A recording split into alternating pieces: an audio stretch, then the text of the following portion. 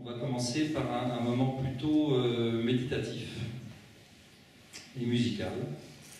Et ça va être un concert, vous n'avez jamais sans doute assisté à un concert comme celui-là, ça va être un concert bol de cristal, ça c'est un bol de cristal doré, recouvert d'or, et violon.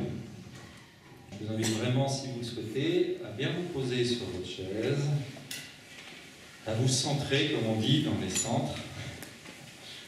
C'est-à-dire, si vous le souhaitez bien sûr, juste vous mettre dans une position intérieure d'ouverture et de réceptivité. Et puis simplement, vous laissez bercer par le son. Vous pouvez fermer les yeux, bien sûr. Vous laissez bercer par la symphonie absolument improvisée qui va émerger là maintenant. Et puis après, je devrais vous réveiller pour qu'on passe à la conférence. Merci.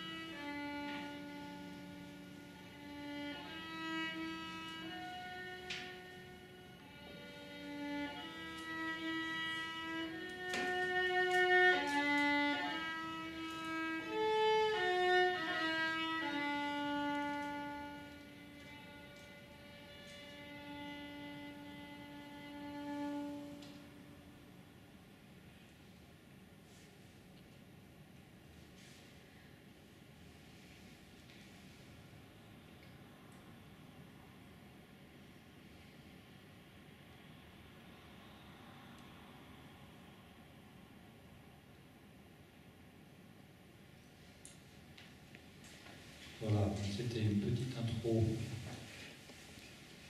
Peut-être ça va plus causer que le reste de la conférence. Puisque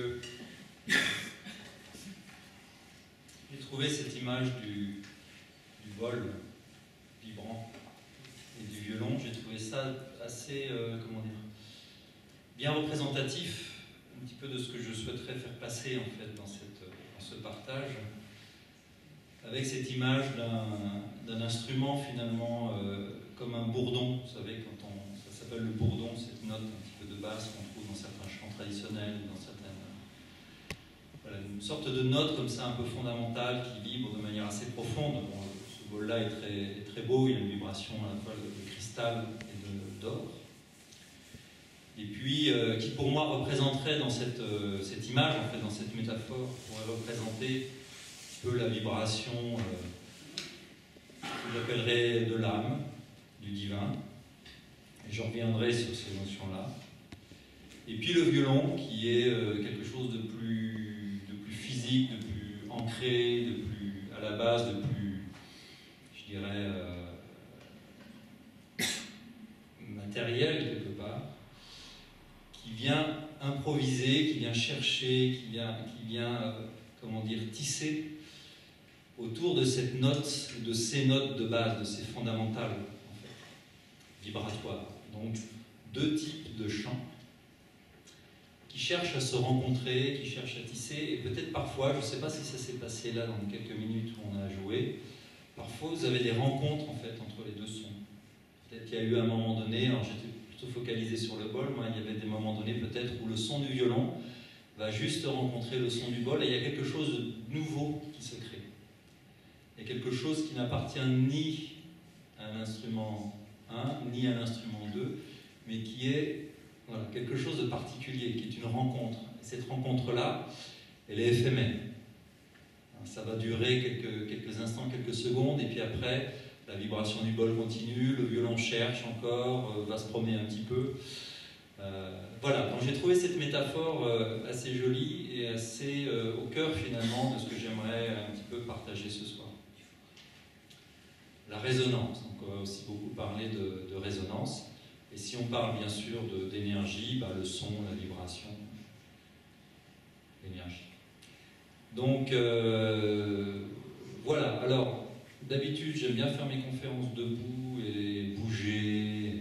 D'ailleurs mon rythme est plus lent aujourd'hui, pour ceux qui ont un peu l'habitude. C'est que justement en termes de corps, énergie et spiritualité, en termes de corps, là je me suis cassé 2 côtes il y a quelques jours, 5 jours. Donc, se rappelle à moi, là, je les sens bien derrière. Et donc, voilà, vous avez devant vous un exemple vivant, j'espère encore, de cette résonance, c'est le cas de dire, entre la dimension physique et puis les autres dimensions de nous-mêmes. Et comment elles causent entre elles. Et des fois, je peux vous le dire, mais ça vous le savez sans doute déjà, les dimensions de notre être vont causer parfois entre elles de manière justement pas toujours très agréable. Ou parfois de manière dissonante, en tout cas en apparence. Mais c'est peut-être qu'au-delà de la dissonance, ou de la douleur, ou de la souffrance, peut-être que derrière, il y a une autre harmonie donc, à trouver. Et en ce moment, c'est ce que j'essaye à faire avec le défi qui m'est proposé là.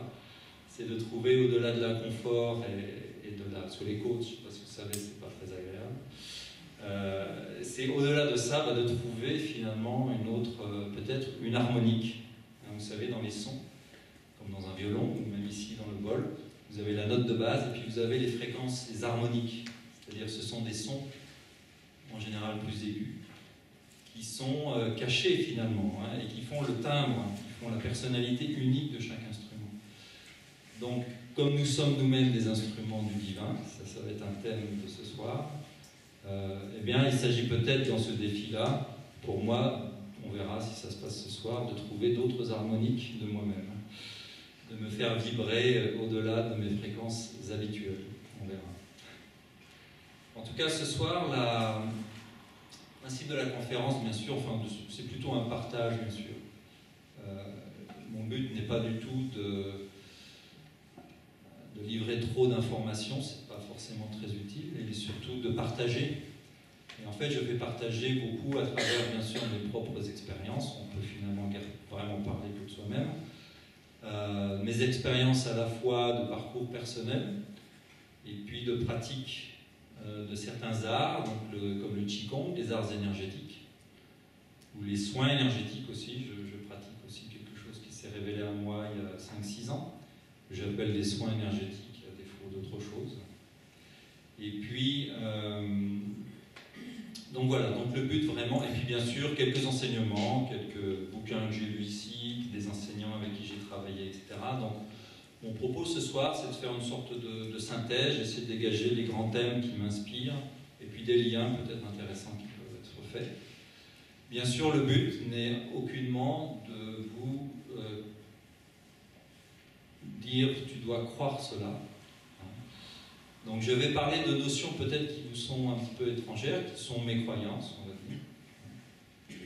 Je fais bien sûr l'hypothèse du divin, l'hypothèse qu'il y a autre chose que uniquement la dimension physique, mais je ne souhaite pas du tout vous imposer cette expérience, pour moi en tout cas. Et puis je vais un petit peu parler de vie antérieure, là c'est pareil, c'est une notion qui peut peut-être vous surprendre. Donc mon propos ici n'est pas du tout, une fois de plus, de vous imposer une croyance particulière, mais c'est de partager finalement des choses qui m'inspirent. Voilà, voilà. Et le but toujours de ce type de, je dirais, de partage, c'est vraiment peut-être de vous donner quelques points de repère qui peuvent être utiles pour vous, là aujourd'hui. Et puis c'est toujours bien sûr de pointer vers autre chose, hein, c'est-à-dire que pour moi une vraie transmission quelque part ou un vrai partage, c'est plutôt une invitation, c'est plutôt quelque chose qui donne envie d'aller un petit peu plus loin, qui va ouvrir, qui va plutôt à la limite plus poser de questions que de répondre, d'accord.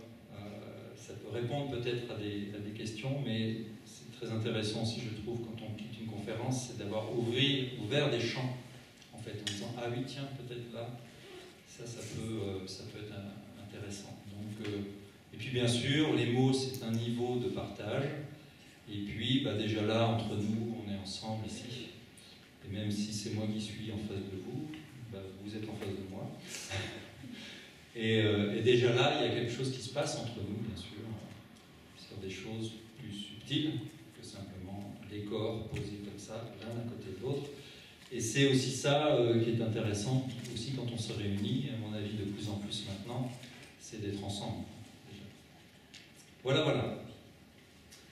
Alors, j'avais envie de commencer par un mystère, tu sais bien, je trouve, de commencer par des mystères. Et de commencer par, quand même, puisque le thème de la conférence c'est corps, énergie et spiritualité, commencer par les choses terre à terre, le corps. Même si on ne sait pas vraiment ce que c'est, hein, le corps.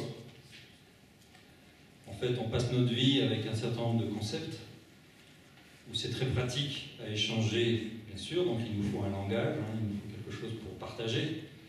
Mais ultimement, si vraiment vous regardez chaque mot que vous avez ici dans votre pansarde, on ne sait jamais vraiment ce que c'est.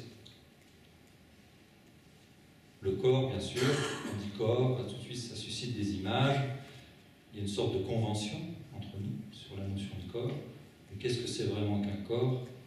Déjà scientifiquement, hein, qu'est-ce que c'est que la matière? Maintenant on ne sait plus trop ce que c'est. Plus on regarde et plus on s'aperçoit que la matière c'est vide. Donc, si on part du côté physique quantique, n'en parlons même pas, là on est complètement perdu. Je ne sais pas si c'est un sujet qui vous intéresse, mais en physique quantique maintenant, tu ne comprends plus grand-chose finalement. Tu n'as plus vraiment grand-chose sur quoi t'appuyer. On va dire déjà que 99,9999% de ce que tu crois solide, c'est du vide. Donc déjà là, le mental vacille. Et plus tu y vas, et plus moins on comprend quelque chose à la matière aujourd'hui. Et maintenant, on va te dire, oui, il y a des particules qui peuvent être à deux endroits en même temps. Bon, d'accord. Ou bien sûr, vous connaissez sans doute les grands principes de la physique quantique, c'est que la personne qui regarde le phénomène influence le phénomène. Donc là, en termes de grandes règles, de choses sur quoi tu peux t'appuyer, déjà, là, tu peux t'accrocher, c'est ce que je veux dire. Hein, d'accord, donc aujourd'hui, vraiment, qu'est-ce que c'est que le corps, qu'est-ce que c'est que la matière, on ne sait plus vraiment trop, quoi, en fait. Donc, c'est une convention. Et j'aime bien, on trouve ça dans certains enseignements, que le fait que quand on s'incarne, et là je vais prendre certaines hypothèses, qui ne sont pas des hypothèses absolues, hein, je vous rappelle, hein. Ici finalement tout ce que je vais raconter ce soir, ce n'est pas la vérité, hein, ce n'est qu'un regard, qu'un angle de vue sur les choses. Mais quand on s'incarne dans ce corps physique, hein, quand on prend en main le véhicule physique, je sais pas vous, mais enfin moi je passe ma vie à me demander mais pourquoi, tu vois, qu'est-ce qui m'a pris un petit peu comme dans Molière, quoi, que le diable suis-je allé faire dans cette galère, qu'est-ce qui m'a pris de vivre cette expérience de la matière, et bien sûr qu'est-ce que je fais là, à quoi je sers. Voilà, donc on va commencer simplement par un mystère. Qu'est-ce que c'est que l'incarnation et que l'aventure de l'incarnation? Je commencerai par dire, je sais pas. Ceci étant posé, bien sûr, on peut aller un petit peu plus loin peut-être, mais ça reste quand même un mystère. Pourquoi on est là et à quoi ça sert d'être dans un corps. Voilà. Je pense que quelque part, une partie du chemin, c'est de se découvrir soi sa raison. Pourquoi je suis là moi. Alors, et de ce point de vue-là, je ne sais pas si je vais réussir à lire. Non, il va falloir que... ouais, je ne sais pas. Bref, c'est pas grave, on va sauter cette partie-là. J'avais trouvé... Oui, j'aurais besoin de mes lunettes, finalement, qui sont dans mon sac noir qui est là-bas. Il se trouve qu'avant-hier, j'ai découvert... Je crois que c'est le dernier album avant qu'il parte, justement, avant qu'il quitte son incarnation. Un monsieur qui s'appelle... un grand maître spirituel, qui s'appelle Henri Salvador. Henri Salvador avait son dernier album qui s'appelle Chambre avec vue. Et pour parler d'un mystère, il n'y a rien de mieux que la poésie finalement. Et j'ai trouvé cette petite chanson là qui s'appelle Chambre avec vue, donc qui donne le titre à l'album. Il n'a peut-être pas écrit comme ça, mais je l'ai trouvée assez mystérieuse pour être partagée ce soir. Et elle dit ça, je ne vais pas la chanter, je ne la connais pas vraiment, mais elle dit « C'est un ailleurs, c'est une chambre avec vue. C'est un ailleurs, un lieu où j'ai vécu. Quelques bonheurs passés inaperçus, quelques douceurs, avec une inconnue que j'ai connue. C'est le grand air, c'est une chambre avec vue. C'est le grand air, juste au coin de la rue. Une vie entière, de la fin au début. Douce et amère. L'ai-je vraiment vécu? Je ne sais plus.